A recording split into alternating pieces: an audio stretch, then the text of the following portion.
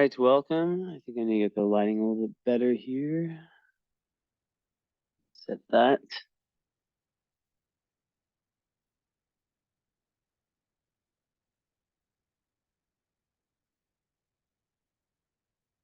Okay. That is good enough. So my first reading in a while. Had a nice workout. Finally, I go back to Romania on Thursday. It is Monday. Got a good workout in. Really like the first time I've been truly like alone since the 22nd. So thank you for your patience. I don't like to do readings when I'm not in that mode, when I'm not in that space of just freedom and, you know, being able to just it's hard to explain. Balance, I guess, would be a good word. But anyways, I need to switch this to your initials. KW. We only do initials around here now. All right, so we got all pulled up, so let's go to present. And we'll go back and forth as I do. So another Sag moon like yours truly. Love my Sag moons. Between me and you, it's my favorite moon sign. It's not just because it's my moon sign, but just people that I've met, and I can't think of any Sag moons I've ever met that I don't like.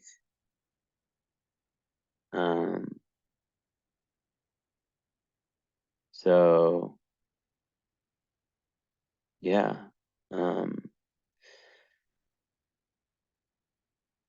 And one quick second.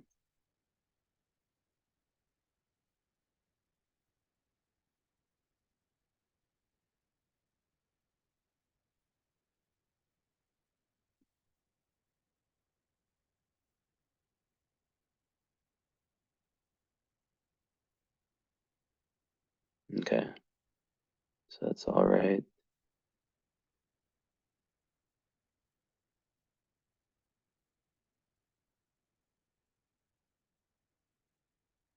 All right, cool. So, anyways, yeah. So why do I like Sag moon so much, and why do I think it's such a great moon sign? You have yours in the 12th house. Well, you know, in this world, in this life, Sag moons more than any moon sign are the most positive, the most forward think. I mean, like it's very hard to get a Sag moon down for that, at least for that long, let's say, right? They are eternal optimists. And ultimately, the only downside with being like that is I'm just cleaning out a cup. Um, but yeah, the only downside of being like that is when you're too optimistic for your own good, and you allow let's say you get in like a huge fight with your friend or your significant other or something like that, and you might move on too fast, like or might like allow things to slip too quickly. But besides that, Sag moons are very, very, very, very, very much all about open-mindedness and and moving forward, growing. I hope that didn't mess up my sound at all. But yeah, just like growing and expanding themselves through knowledge, through travel. So to have a place, 12th is interesting because it's going to add a little taste of Pisces, right? Which is what I am, right? Pisces, Sag. And It's a really mystical combination, and it gets you really, really in tune with the energies of everything around you, the collective unconscious, and you're really tapped into that. And it's close to the galactic center also, which adds to that even more. And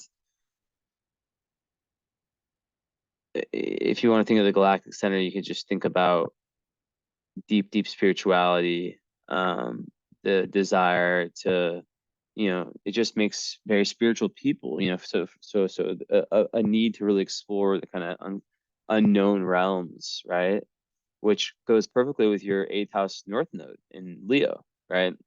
And I get so many clients who have their nodes opposite mine, and it's clear because my south node's in Leo, which you know, in your north node's in Leo, which means that your south node is in Aquarius, my north node's in Aquarius. So it's obvious to me, right? Because it's like basically, what comes really easy to me is what you're trying to become, and vice versa. What comes really easy for you is what I'm trying to become.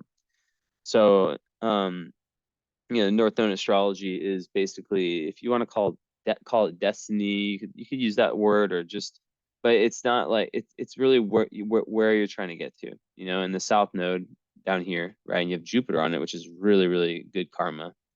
It kind of means that you're entering this life with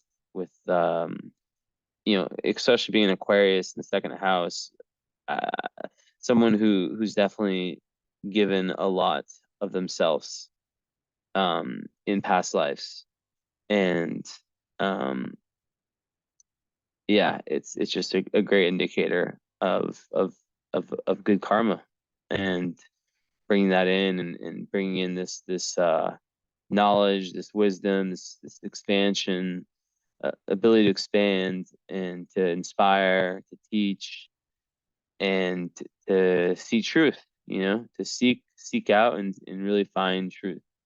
So it's great.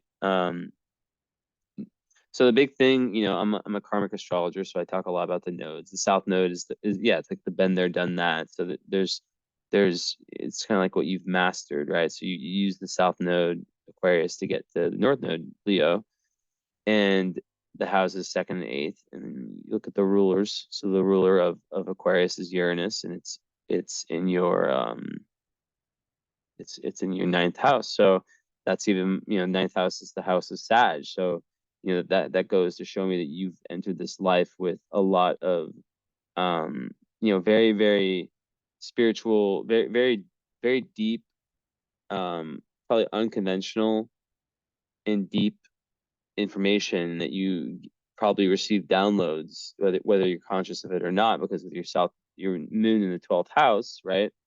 That relates to the dream world, to the imagination, and you could be someone who is quite literally psychic.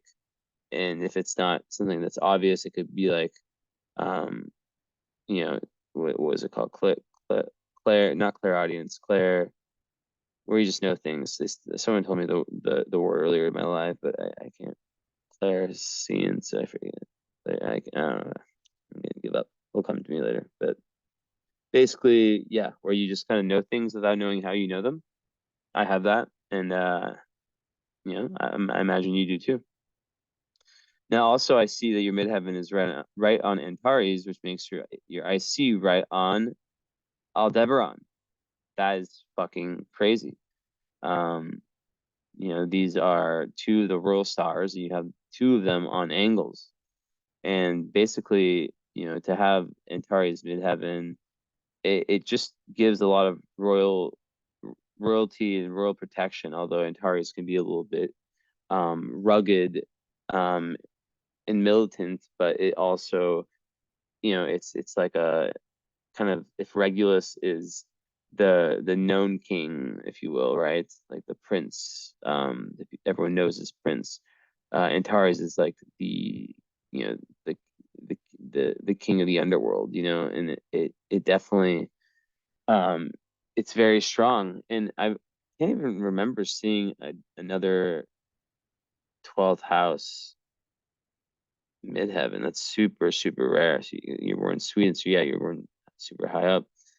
Um, but yeah, it just kind of would speak to like a lot of your um purpose being more internal. And having Jupiter in the second house of of money and self-esteem is very good for those two things, but you also have Saturn there. So that Saturn's like so close to your ascendant that you know you kind of think of it in a different way. It's 0 degrees, 0 degree Saturn, right? So that's very, very. I think a 0 degree Saturn is like someone who it's like very new karma for you, so you're not like so held back by um you know what Saturn can do, which it can do a lot. And let's see if there's any aspects with Saturn. It's completely unaspected besides the conjunction with the ascendant. Let me just double check that. My eyes.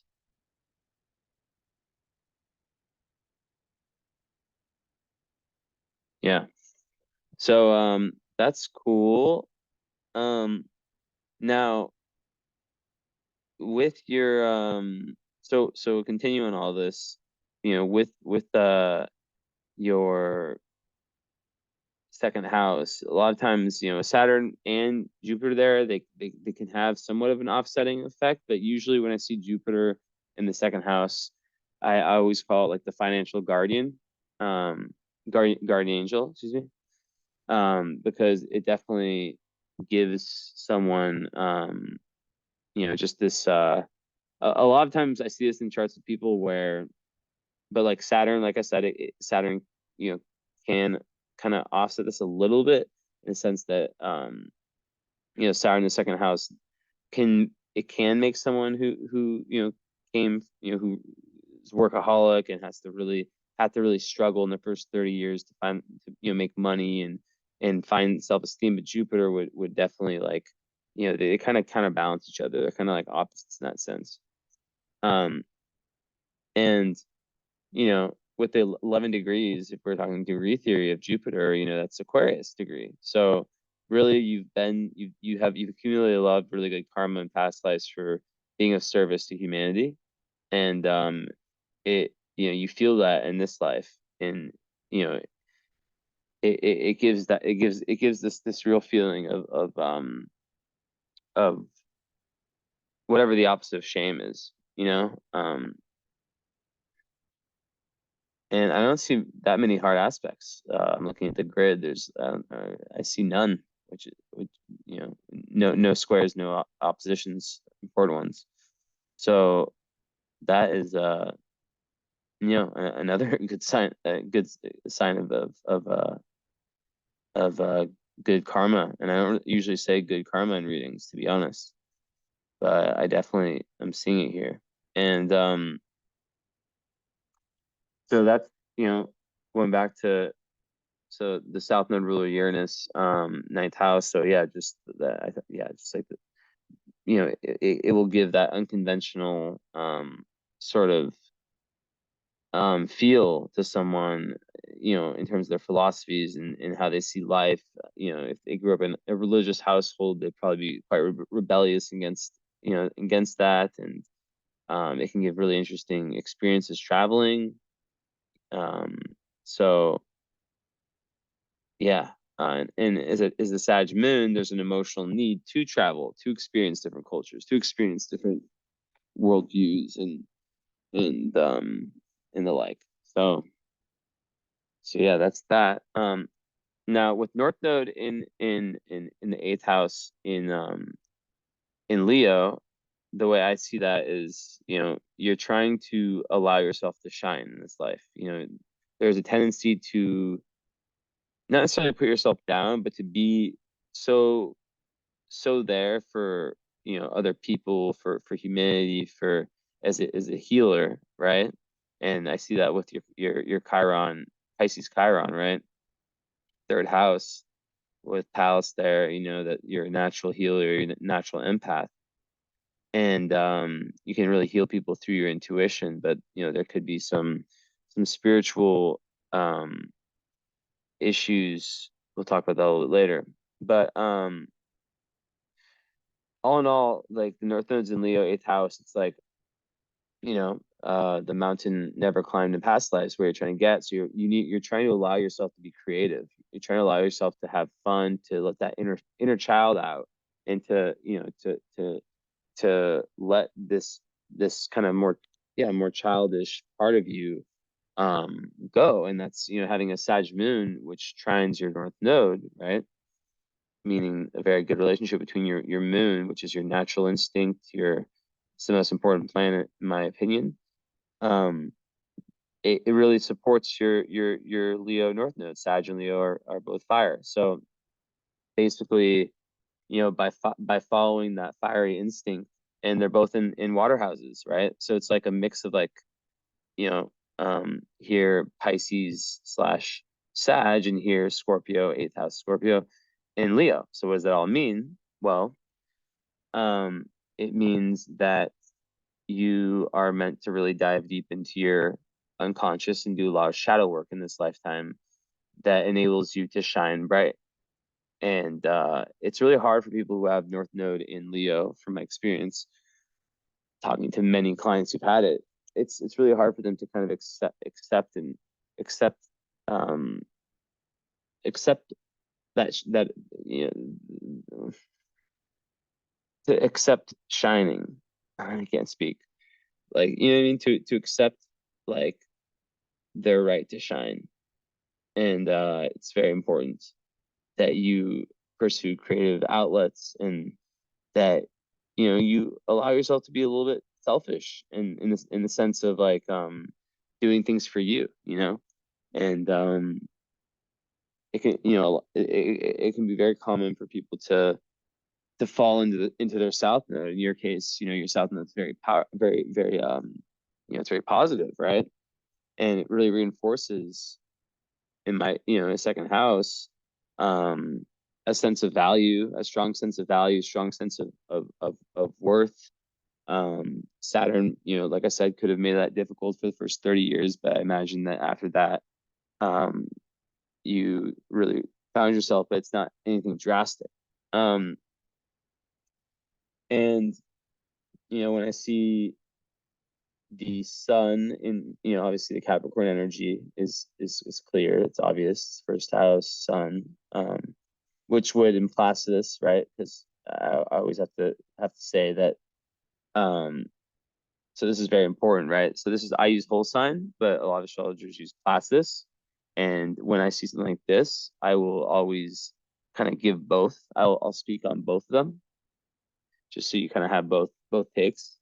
But basically, either way you put it, like the 12th house is activated for you. In Placidus, you'd have your sun, you'd have Mercury, but Mercury's rising for you. It's right on your ascendant. It's like literally like same degree.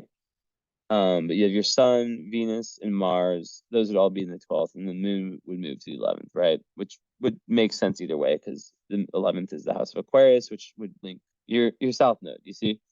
But regardless, lots of 12th house plans can be a little bit self-sabotaging. And it can, and this is from Placidus, this is the kind of like a little like edit, the little like parentheses of this reading, right? Not that it's not right, it's just that I do whole sign readings. But when there's something like this important, it's important to know both. So basically, like doing it would just involve someone who does a lot kind of in the shadow realms, and maybe prefers to be more behind closed doors. But with the Mars, this is what's going to change a lot based on the system, right? Is that there can be a sense of personal power taken away, and a huge push towards spirituality to find meaning and to find purpose, right? And with Venus, it can create issues with self-love. But either way, the and self-love, and maybe finding the the the good relationships would for sure have been more beneficial if done after 30, after the Saturn return. And so going back to whole signs, it's the same thing, because Venus, in Capricorn, regardless, it moves to the first house in the whole signs. Um, it definitely gives someone like a very strong, it's good for, for image, and you know, for being like a overall pleasant person, good disposition. It's good for beauty, and just like kind of energetic, like frequency that people pick up on, being quite positive. Um, and people kind of like, have people have vibes, like it's kind of like a good vibe placement. But then, yeah, definitely, in Capricorn, with having a stellium in Capricorn in the first house is Aries house. It's definitely a very go-getter energy, right? Someone who, is in charge, and is back in Lilith. It's in Virgo. Okay. So yeah, I mean, there can be issues that can arise around like needing to control, um, and being potentially like bossy, um, but and hard-headed. But Capricorn, at the end of the day, for first house, it's like very strong, because there's that push to really, really want to build, and whether it's in love, or in business, in whatever area of life, right? Um, Being a parent, definitely like a very leader, like a good position for someone who could be a very good leader. But I would imagine that it would be, something that would be more like behind the scenes, but you know, also that's kind of with, that goes with the whole karma of the Leo North Node, where it's like, it's important for you to allow yourself to be seen, and to accept praise, and to accept, um to kind of like allow yourself to let go, and to be that inner child, right? um so yeah. And then sun, obviously I don't really need to go into sun in Capricorn, but what I can say is that the part of fortune's right on there. So the highest energy of Capricorn is, it's another really good karma aspect to have part of fortune conjunct sun. And the way I would talk about just that in general is that, you are at your best when you're in the highest vibe of Capricorn. Like that's where you find your joy, and that's, about building. It's about, you know, um, growth, and yeah, just overall um honor, right? Like I always think about MLK when I think about high Capricorn, right? um Really wanting to, whatever you're doing, right, to feel like it's really contributing in a positive way to whatever you care about, right? um so yeah, but the thing about Capricorn stelliums, right, is that they can be very, very hard on themselves, and they can, really have difficulty, um showing vulnerability with the Venus and Mars there, right?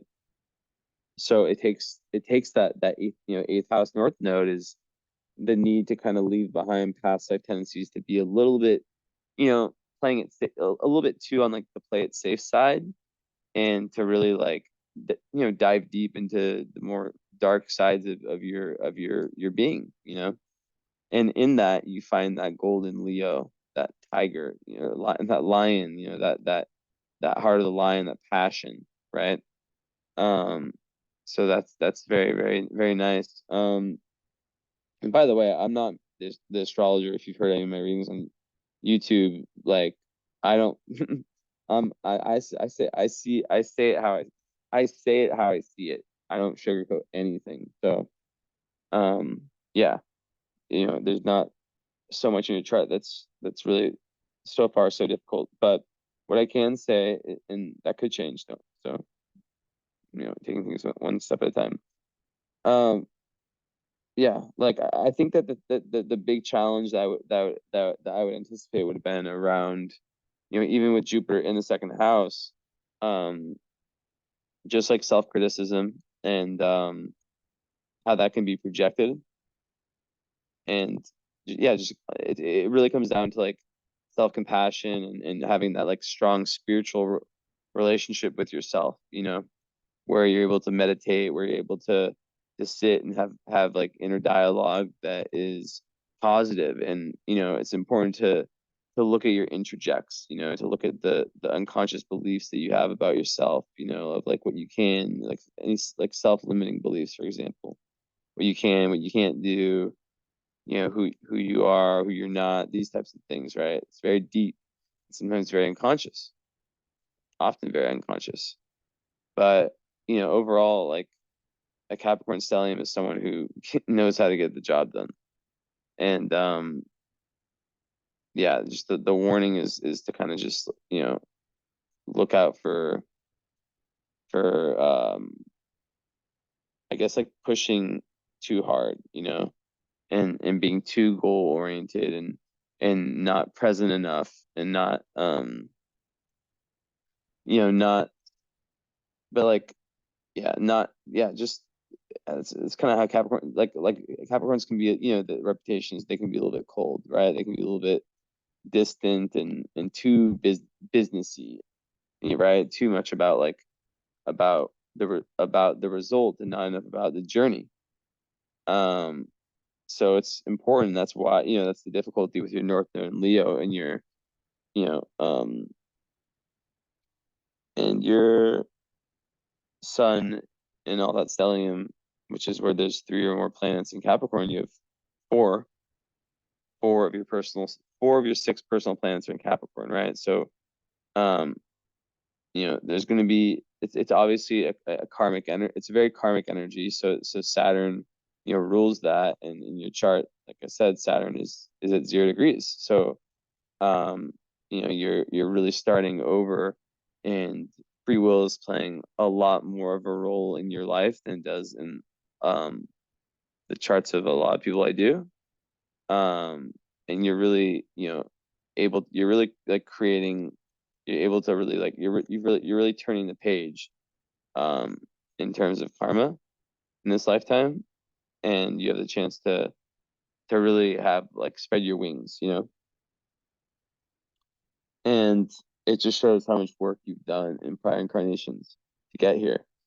So then, when you speak about someone who has Mercury rising or Mercury conjunct ascendant, right? Mercury in Capricorn around the ascendant, that's very good for intelligence. It's very good for someone who can speak their mind and who's not afraid to communicate and to let their voice be heard. And I just have this feeling that, the chart you have today, I mean, my view on astrology in general is that, we have charts for reasons, right? We have placements for reasons. And it, with that one, it's like I get the sense that there, some shyness, that's shown by the Chiron third house, where maybe, there's some fear of, self-expression early on in childhood. Maybe, maybe your philosophies, your ideas were kind of ahead of you of your time, or even your family, even when you're young, and it can kind of make someone like doubt themselves on that level, right? So, when you have that rising, it's a blessing because it just makes communication and cognition and all that very, very, very it makes it very strong, gives you a very strong Mercury placement. So that would make you a very smart person, Mercury risings, especially in Capricorn, But the thing with Capricorn also is that, you have to watch out for that overthinking, um, because you lack water in your chart, right? There's no water. Um, everything is in Earth, Capricorn, fire, and then with your moon, and then one, two, three. No, you have five ascendant, counting ascendant.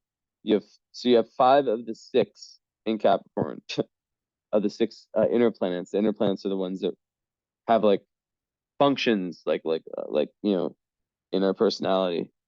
Um, so that's very interesting. And yeah, I think that it's yeah, it's really just showing that, when you have that much energy in one sign, you have to think, okay, well, what's the opposite sign? Because that's the polarity point. Because if you get too Capricornian, because Capricorn can also be stuck energy, right? It can be stuck energy that needs to be liquefied, right? It's Saturn. So, that many Capricorn planets, I was saying that the karma doesn't play that big of a role in your life, but with that many Capricorn planets, it will kind of push back that statement a little bit, in the sense that um at least until your very first 30 years, that there would be a lot of karma, um and then lots of free will after that, which is the case for everyone, but really extreme for you. um but because all these planets are ruled by Saturn, and Saturn is not in any bad position, it's not in a bad house, it's not, it's conjunct the ascendant, I guess, but and Mercury, but basically it really is, and you're right, yeah. Well, interesting. Because Pluto will be on your Saturn soon. That's in March. That's interesting. um so you might feel like a real calling this next year, and we should probably um talk about getting your current astrology done after this. Most people do this reading, and then the follow-up, they'll add on the current astrology, and it's a live session. So instead of a 1 hour, pretty much no one only does the current, or the follow-up only. They'll add the current, and it's 350 usually, but I would do it for you for 250. So you just have to let me know, and we can get that scheduled. Um, if interested, of course. And yeah, so in essence, you're dealing with a chart where, when we look at Cancer, it's your seventh house, right? So it's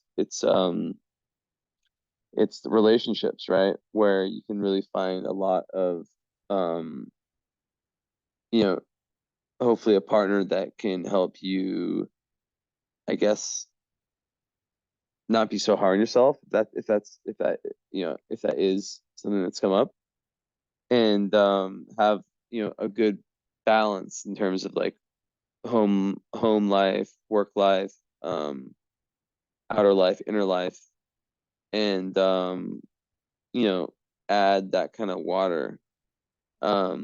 So I would imagine that water energy would be very healing for you, as you lack it. But you also lack air, and when you lack air, it can show doing something like breath work is very advantageous. But usually air is about, it's about being able to see um other people's perspectives. So I'm very impressed by you, I'm being honest when I say that, because you know like when I look at a chart like this, I would expect the person to be more closed-minded, um right, like when it comes to something like astrology. And I'm curious how you found it. But having also the moon. So what's interesting is that in whether you use Placis or whole signs, like either the sun or the moon's in the 12th. So one of the parents was most likely absent, or not playing a big enough role in your life. And there's no hard aspects to either, so it wouldn't necessarily show like at least from this, like a negative relationship. But still, like, in the whole signs, it'd be the moon, the mother. So that's that.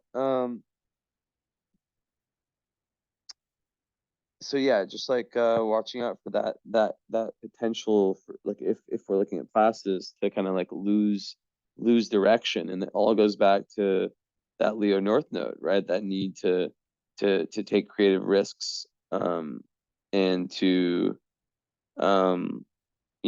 to dig deep into yourself, into your emotions, into your shadow, and with the lack of air, to be able to, yeah, to really hear other people out, and not be like super, like Capricorn people can sometimes, like, when it's like lower vibe, it can be like very much, it can be a little bit dogmatic, a little bit like, like very like logical, and more about like science in the left brain, as opposed to like, intuition in the right brain. Now, with that said, you do have, like I said, your moon in Sag in the galactic center. So that's really like a huge portal for you. And on top of that, you have Pallas, which is like really representative of this like intelligence that's like the third eye type of intuitive intelligence. You have it in Pisces. So that's like psychic, like potential, like real super heavy intuition in a good way. And having Chiron there too can give some spiritual gifts, but also some spiritual wounds, right? Um, and it can speak more to that feeling, that potential feeling of feeling of kind of feeling lost, and needing that center, that equilibrium in your life, whatever that is, right? Um, to kind of move forward. Um, so yeah, and then Mars and Capricorn conjunct Venus, that definitely gives someone usually a high, um, libido, and not just that, but like just like a high energy, and like usually like with this, with these placements, it creates someone who really knows what they're looking for, they know exactly what they're looking for, and it's great. So yeah, it's excellent. It's excellent. So overall, Mars and Venus together, it's a nice. I have it as well, not as close as you, but it definitely, like in love, it kind of makes you, yeah, very, it makes it in Capricorn especially, it'll make one very sure, um, of what they're looking for, and it definitely has a lot of passion in it, even in Capricorn, and a strong desire for love and affection, where relationships, it can make someone, very very relationship oriented, um and yeah, so, and oh, 1 second.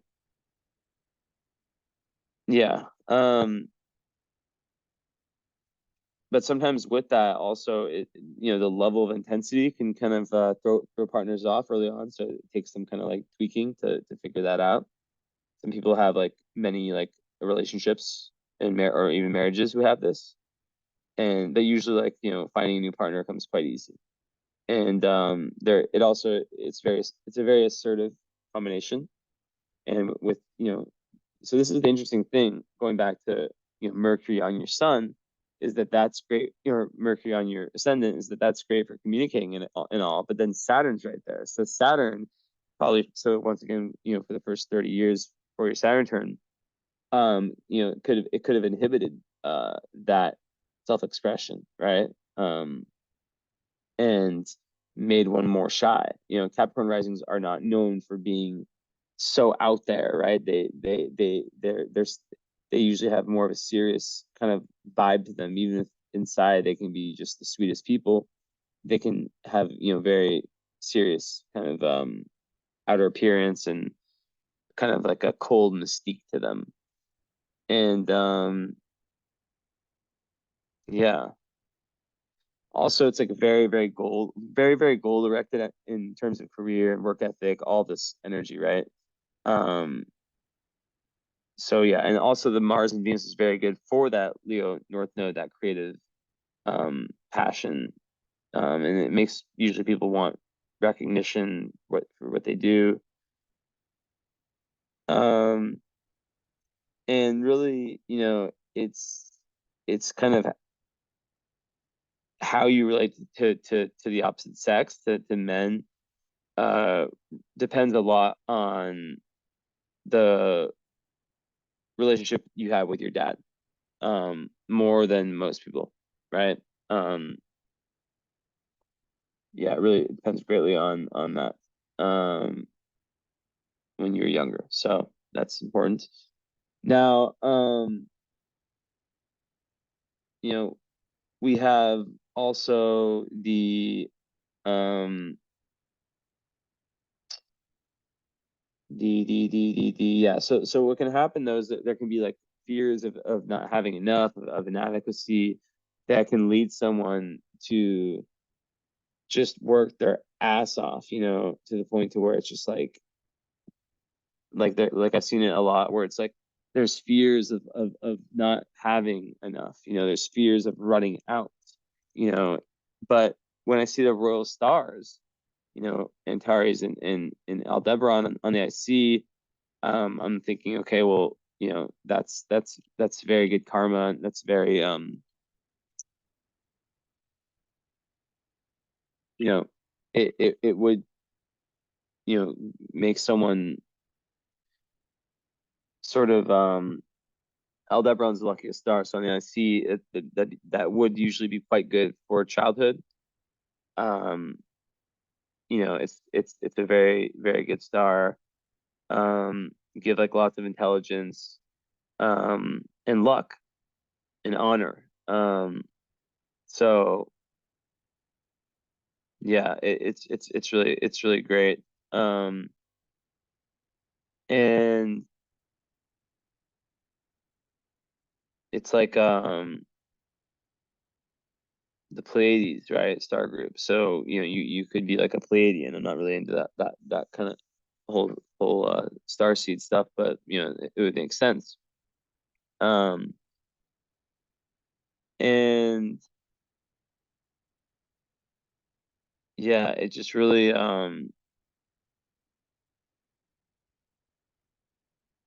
it's a beautiful, beautiful star. And on the IC, it's not going to be as powerful as it would in other positions, but still, it's right on there, same degree.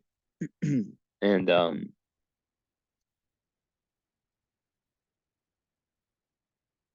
yeah, it's gonna, I would think of it as it'd just be interesting to know, like, kind of the upbringing and family raised in, and something particular about that, and just your overall kind of um you could be a Palladian, you know. I've never said that before in reading, but I just did. Now, and also I would think that it would give the person like it would go with your Sag and Moon theme of like having this like this well of optimism that you can always rely on, even in times of extreme doubt, right? So then Antares, right, um smack on your, like, right on your midheaven, right? um People like Pablo Escobar had that, right? Not just him, but it's just first comes to mind. Now, midheaven is way more, is a lot more important than the IC, and it gives good fortune, lots of honor, and lots of mental alertness, and a real ability to think very strategically. And it can make people daredevils and really, really courageous. Abe Lincoln's another person that had it, um, there. So yeah, people who aren't afraid to step out of the norm and do things differently. And yeah, like I said, midheaven in the 12th house is just like super just special. I never see that. And it reignites that kind of Pisces, Virgo like service, you know, uh, but also like, the need to know the steps that it takes to get to, where you want to get to, right? If that makes sense. The balance between like being a dreamer, right? 12th house moon, and you know, actually having the know-how to get to where you want to get. Two very, very different things. I'm just walking upstairs. I need to fill up some water. So I might put this on pause for a sec. But where am I at time-wise actually?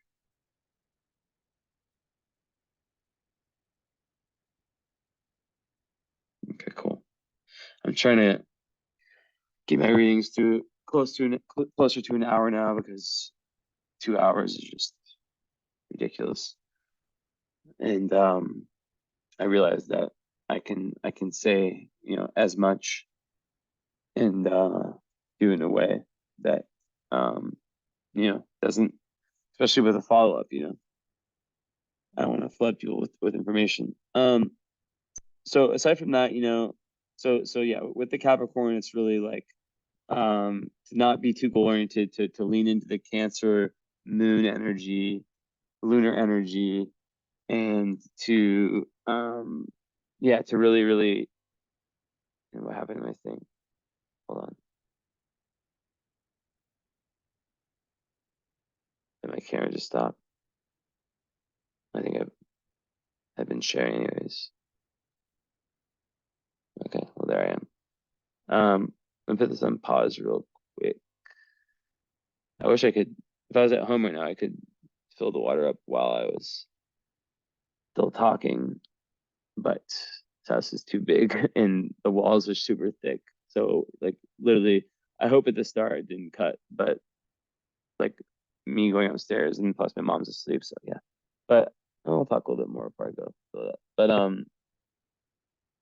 yeah, like overall, you have this third house Chiron, right? In Pisces that I spoke of, early schooling that could be difficult with siblings, early schooling, um, painful experiences, around communication, and it's yeah, I already kind of talked about that, but in Pisces, it's about that sense of individuality, right?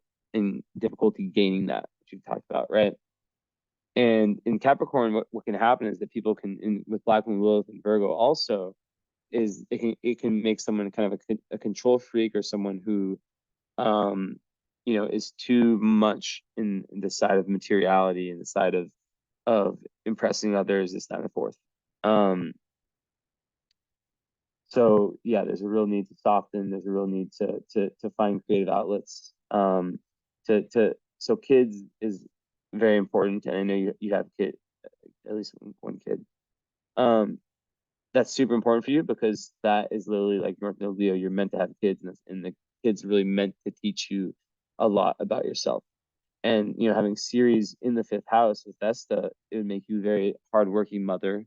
It'd make you a very nurturing mother, and someone who nurtures through, um, you know, through touch, and through play, and through um presence, really. Taurus is the gift of presence, the gift of of um of peace, and yeah. But going back to the Chiron, yeah, just give someone like it's a really, really good indicator of someone who's like a healer, a natural healer, because they can feel others' pain, and sometimes too much, to where they need to like kind of meditate and get away from it. um there can be some grief, some shame. So it's important to know, when you have that many Capricorn planets, that it can be hard to get over that stuff, right? Early experiences. So to just lean into them more. The fear is more it is more is more is the fear of the fear is more powerful than the fear itself, right? I think Rumi said that. I'm not sure who said it. Um, and yeah, it's like you can definitely be someone who works for like some kind of healing institution, whether it's, you know, in 12th house would moon would back that up. I already said behind the scenes. Um, but you know, also with 12th house moon, it can make someone kind of like a loner, right? And Capricorns can also be that way too. They can feel very misunderstood and all that. Um, and really like that kind of reclusive lifestyle and loving to kind of retreat and escape into your own kind of imaginary world. So as long as it's a healthy escape, you know, through creativity or something that you have going for you that you like doing, um, whatever it is, you know, that's good. Um, so yeah, people with 12 husbands also usually don't really like the whole public lifestyle thing. But then the first house sun is kind of the opposite, you know, so there's a little split here. Because the first house sun really wants, and especially the North Node in Leo really wants to show itself, you know. So it's that it's finding that balance between those two. Um, so yeah. Um, like honestly, like the having two royal stars so close could, you know, it's the main indicator of fame, you know, in some way. But in this 12th house, it'd be like if it existed, it would be more of a behind the scenes type thing, um, fame slash, you know, just people knowing you, um, and yeah, things like hospitals, museums, archives, whatever, you know, libraries. What else? Behind the scenes institutions like that, you know. Yeah. And yeah, but and then like I said, it goes with that need for adventure and independence, right? A Sag moon needs freedom. So when it comes to relationships, you really, really need freedom. You really need to feel like you're able to grow. And you know, like with the Venus and Mars in Cap, that is someone who like, you know, it's like when you build a skyscraper, you have to build a they spend a lot of time building the foundation. That's what relationships are. It's a very serious approach to relationships. Um, but someone who's really, really willing to work hard. So the love language is typically like, you know, based around hard work and around showing, you know, that they love and they care by what they're willing to do, right? Um, expressing beauty and love is easy for Venus in the first house also. As I said earlier, good for the demeanor. But yeah, like the Venus Capricorn, yeah, like I said, it makes people, yeah, like they only want things that are really gonna last. They're not willing to put up with bullshit. And yeah, shy in relationships, you know. So they like to form them slowly, right? To build them, to build the foundation. And they can have really, really long lasting relationships to have, you know, all this Capricorn in anything, and not just relationships, any area of life, like work, like it can make someone who's able to just follow through and just continue and go and go and go and go and go and go, right? Um, so yeah, commitment in relationships and very responsible for money, very good for money too. I already said Jupiter in the second house is very good for that, but it might not have been like released until after 30. Um, yeah, just responsible for your earthly possessions. But sometimes it can be to a point with Saturn. So this is the thing I would see commonly is that it could be like someone with this kind of chart, it actually reminds me of someone had so much money, but they almost acted like they didn't, you know, because the Saturn can create like fears around like never having enough. It's very interesting. And then having Aldebaran on the IC, it's like, I don't know, did you come for money? You know? Or you know, it could be someone who came from money but like didn't get it in some way until a certain age, or you know, like you know, there's rich families who you know, who like make their kids like really go and work and earn it themselves. But or yeah, so that's interesting. but I'm not really sure about that. And yeah, so on the love theme, so commitment is very important, and the person needs to really show that they're about, they're very, very serious. And Juno, the asteroid of love, and what a woman really looks for in a man, um, or just in a partner in general, in Aries in the fourth, um, it's someone who is independent, right? Aries, fourth house Cancer. So it's like a mix of like homebody, right? And like I said, your descendant. So that's your seventh house cusp. So that's our descendant is the opposite of our ascendant. Ascendant is us. Descendant is what we look for. So you look for Cancer. So you look for probably more feminine, in a sense of like soothing. Um, if you're heterosexual, men. I can't assume these things anymore. Um, and you know that helps you untangle kind of the energy of Capricorn, right? The kind of tough on themselves energy, uh, you know.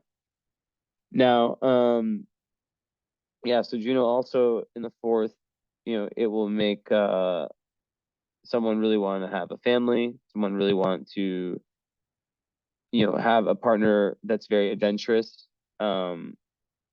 That's, it's almost like a grand trine elementally between the North Node, Moon slash midheaven, right?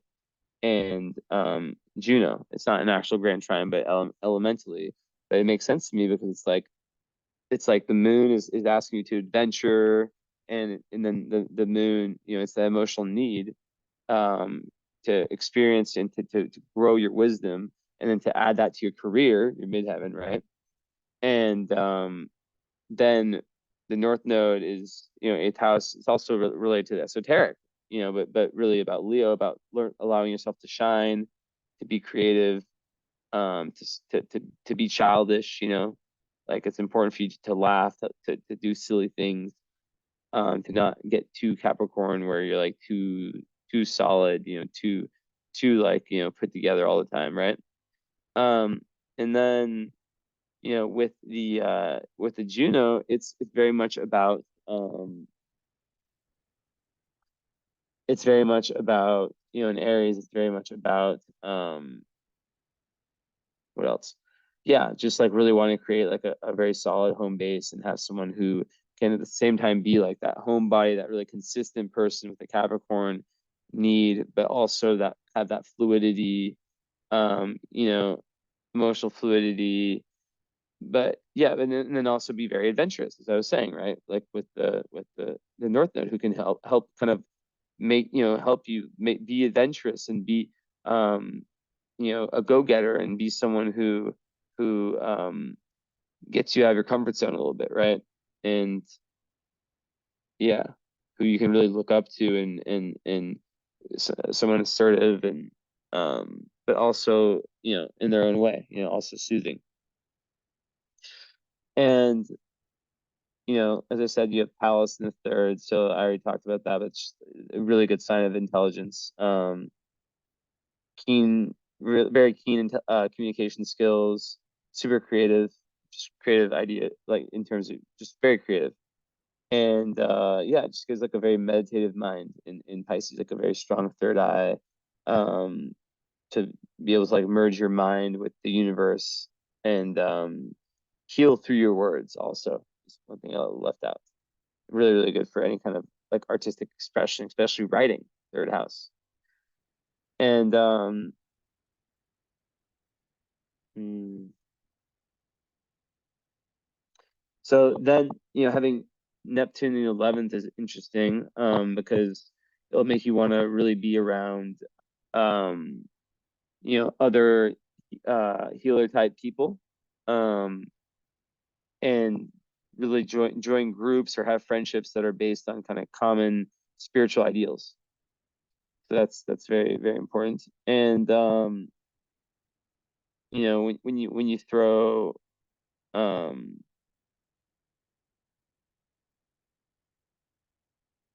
when you throw Uranus, okay, so ninth house, right? Ninth house here We've got Uranus, already talked about that, right? That's like the unconventional beliefs. It's also at 0 degrees, very interesting. So it's like it's more new karma in this area, even though it is the ruler of your North Node. You really have a chance to enlighten the minds of other people and to not be so influenced by past life conditioning. And can make someone quite rebellious against like kind of orthodox religion, and yeah, just give like sudden bursts of like, I want to go here, I want to go there, like traveling and learning and all this stuff. But yeah, the Black Moon Lilith in Virgo is definitely, ninth house, like gotta watch out for the side. Another thing about Sag Moon, the second shadow part is like I spent so much time on learning my philosophies that you have to know this, you have to know this, and pushing your philosophies down people's throat. So just like really watching out for that, and being overly rebellious, um, and going over the top to kind of like push your philosophies on other people, which can lead to like lots of arguments and things of that nature. So in Virgo, Black Moon Lilith is like yourself, how your self-defeating part of you, right? That only shows up when you're at your lowest vibration. And that would kind of be like naggy, not trusting God enough, in the sense of like not trusting that everything's going to work out, and having too many like anxieties about like little things. Um, and also being really, really hard on yourself and hard on people around you. That's a big one. And with all that Capricorn, it just, it has like a exact trine, not exact, nearly exact trine with, your Mars and your Venus. So, you definitely have some real witch energy. Um, and that's, quite interesting, right? To have that combination. And yeah, besides that, I would say that, 1 second.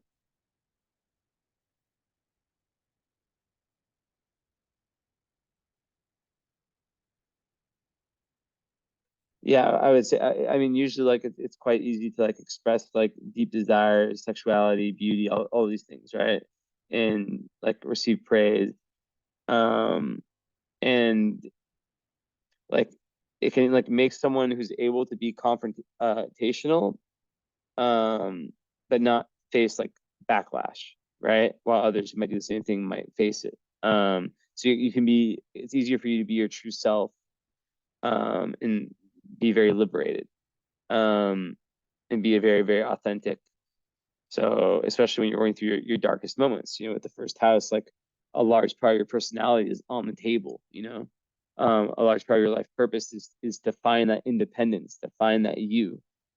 So I think having Black Moon Lilith is really helping you in this way. And with Mars, because like Mars and Capricorn, that's like a go-getter energy, and like it's nice. It's a nice go-getter energy. A lot of very successful people have Mars and Capricorn. I've said it in a live this weekend, or in a video that me and Haley made. I was like, if you have to change one part of your chart, mine was like, if I had to, I would. I was like, I love it. I love this part. I mean, even though it's like my favorite part of my chart, maybe my favorite part of my chart, my Mars and Aquarius, one of my favorite parts. Like, if I had to change one part, I really like Mars in Capricorn. Um, just to have some Earth. So take that as you will. It's a very nice placement, because and when it trines Lilith, it makes you, a leader who can really follow through on what you're passionate about. Be a role model, especially for other people who are trying to find liberation. So it also makes someone very honest, um, free sexually, um, and just independent. But like not in a way where it's a trine, so not in a way where you're dominating others, right? And yeah, very energetic, and like kind of unstoppable when when you set your mind to something, you just get it, you know. So yeah, it can also, it's all good for athletics, also just energy levels in general. So it gives that real need to kind of have that outlet. Um, but yeah, like with the Virgo Black Widow, it's just like never truly, always raising the bar and never truly appreciating how far you've gotten. So it's really important.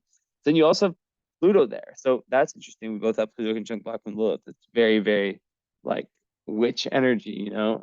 Vertex also. So it's like three of them together. So you know, you're fated to be someone that's really um powerful when it comes to discovering higher meaning.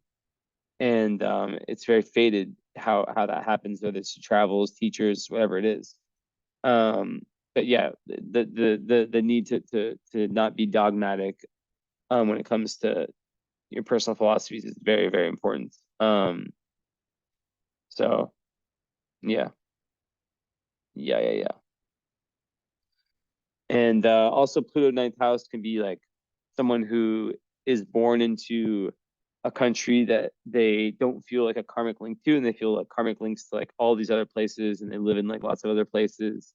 And yeah, just on this also just this really, really intense um truth seeking mission, right? Um so yeah. And then Vertex with Pluto, I mean, it just shows how much fate is playing a role in your life. Um and that Pluto is the death rebirth transformation, which is linked to your North Node. So how though there will be very fated moments that push you towards that. That can be dark, but this is in Virgo, so Virgo is really, it comes down to like yourself and the relationship you have with yourself and how you see yourself, right? So much of your chart. But the vertex Virgo, it's about helping people, it's like destined to really be a healer, and just tons of gifts in that area. It's like earth magic, or maybe you're someone who works with herbs, or who has past like who has like talent to work with like the earth magic, right? Like rituals, stuff like that. um so yeah, it's very spiritual, and also like there's a connection to animals. um So, treating them with kindness and respect is very important, and it can bring you great joy and great, you know, um, karma, good karma. And also plants, and just really wanting to be kind of a service, even if it's through like science or medicine, like, it's just very interesting. And, really wanting to liberate people through your philosophies. So yeah, and then yeah, Moon trine Uranus is nice because it's really giving you, I mean, it just gives you, this unconventional kind of it can give you like all these downloads, right? All these like downloads that just come to you, like which I already talked about, and this kind of is like showing it again. Um and it can make someone like just very unique, um and full of like tons of tons of ideas, very like unique ideas, and able to express himself like in an unconventional way as the before, but not in a way that offends people, um, which is awesome, and attracted to like different types of activities and things that are really true to you. And South Node Aquarius, it makes that easier, right? Because you're used to being kind of the unconventional one, the water bearer, the one that takes the path less chosen. Um, so mhm.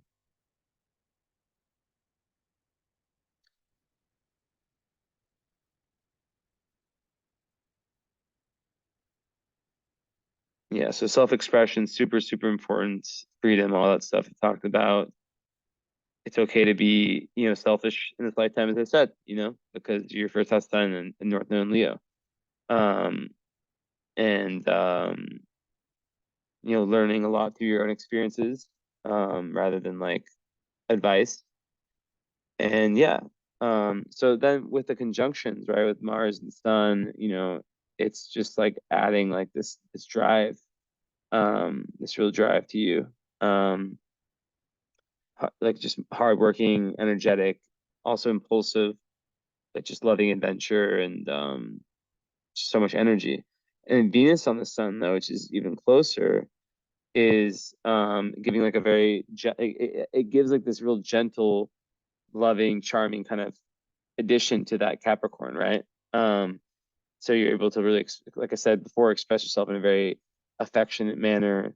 Um, able to enjoy the company of others, even though you probably also like to be a hermit, and a love of art and beauty. So yeah, also very idealistic when it comes to love and potentially easily hurt. And yeah, so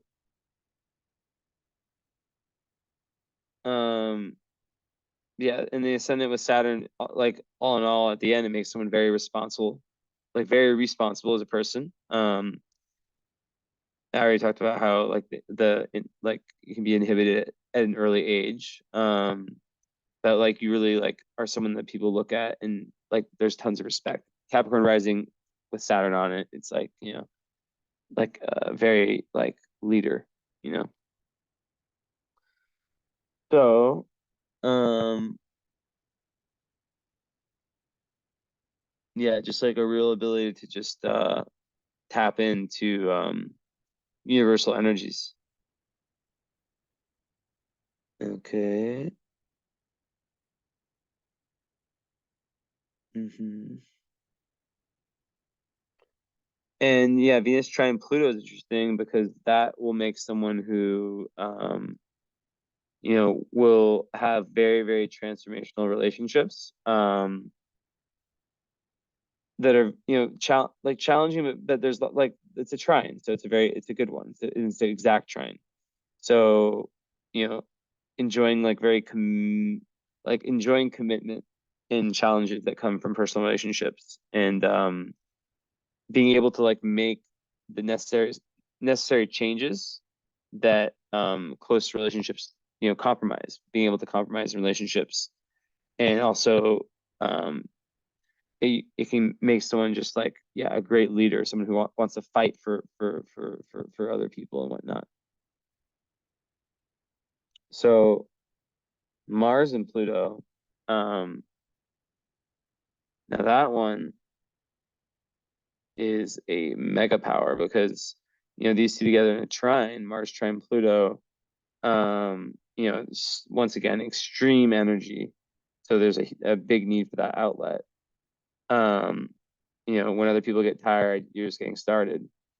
Um, which, brings me back to the whole overworking yourself thing, potential.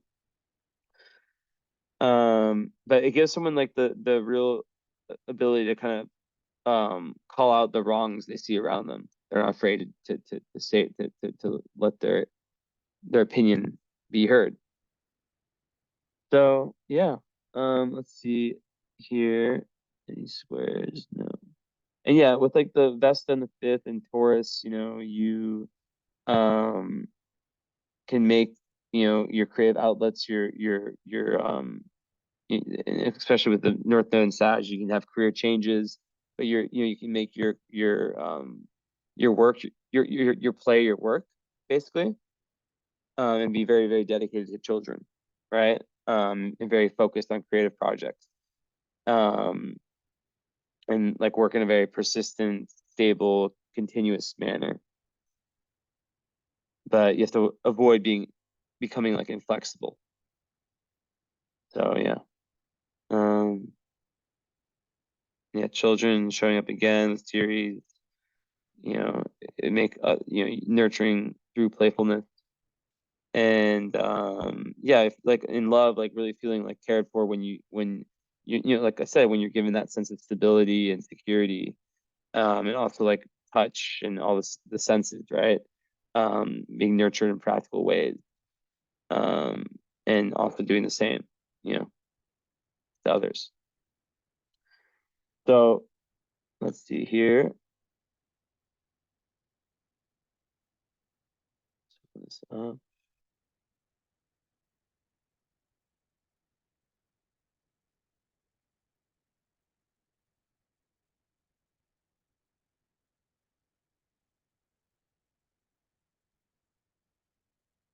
Oh wow, so you have a more rising. So more is like a beautiful aspect. One of my favorite ants conjunct your rising and your I mean it's 2 degrees away, but still it's conjunct.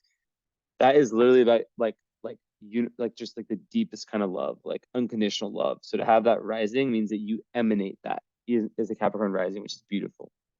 Um and you know with your Mercury that you're speaking in that way. So instead of like Capricorn Mercury's can be a little bit stern in their communication.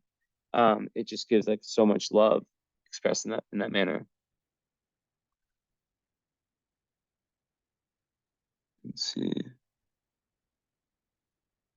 Okay.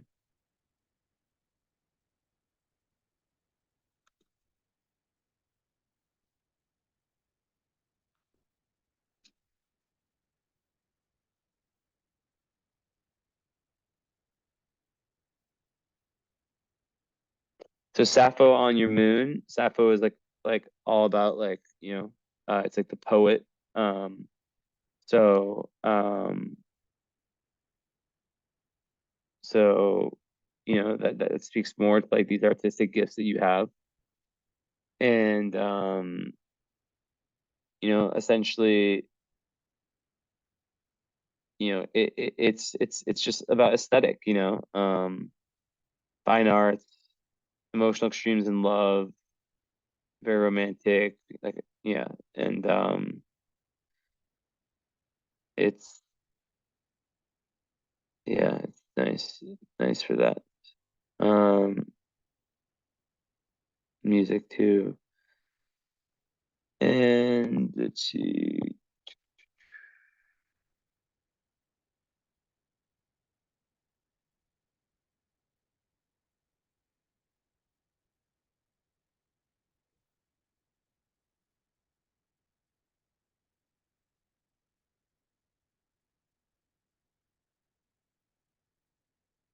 everything's over here.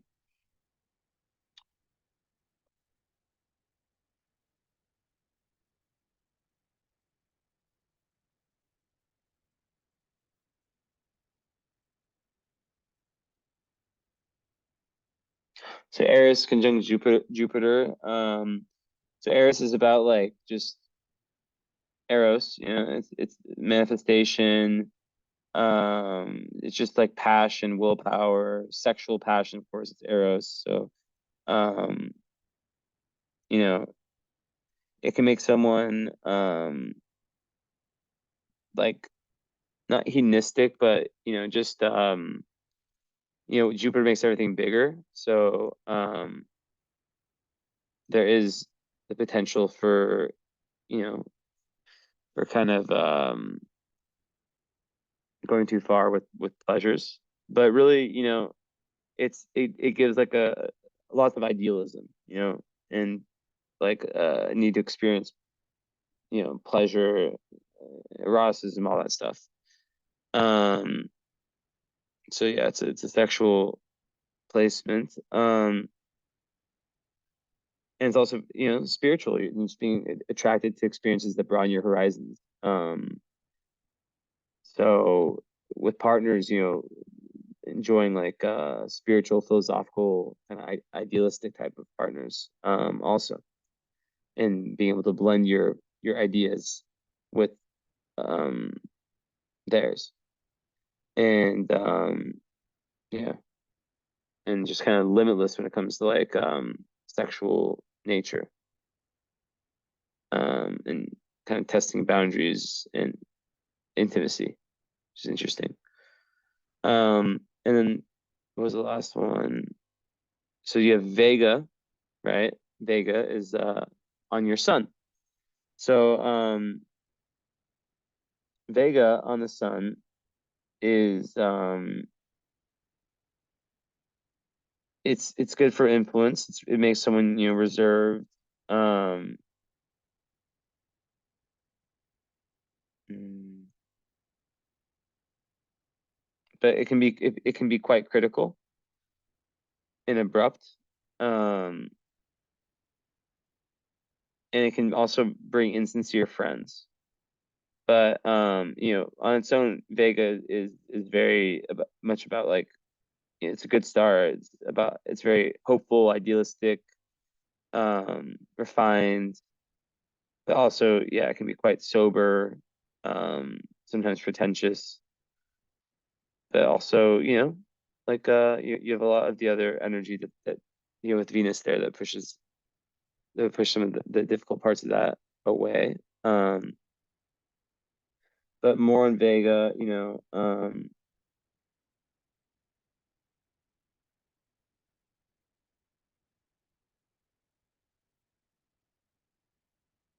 mm, it's good for wealth, very good for wealth. Um,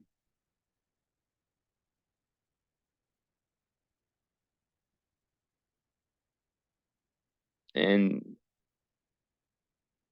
yeah, also like like Venusian like artistic talents. Um, so yeah. So anyways, that's it. Let's see how I did on time. Oh my God, 120. I'll take it. I'll take it. So thank you. And let me know about if you want to add the current astrology to the follow-up and when you get through this, we can book that if you're keen. I told you the price 250, so it's 100 off. And yeah, hope you have a wonderful day, evening, whatever, morning, whatever it is when you see this. And I'll talk to you later. Thank you for being patient and ciao. All right, and recording.